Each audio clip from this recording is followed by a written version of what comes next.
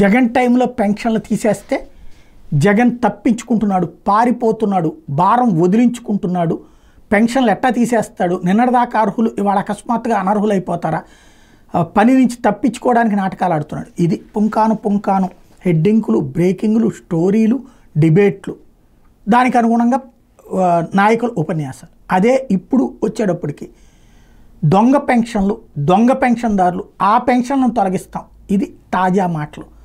తాజాగా ఏదైతే పెన్షన్ల తొలగింపు ప్రక్రియలో రాష్ట్రంలో దొంగ పెన్షన్ల మీద ప్రభుత్వం ఫోకస్ పెట్టిందని ప్రకటించారు అయ్యన్న పాత్రుడు.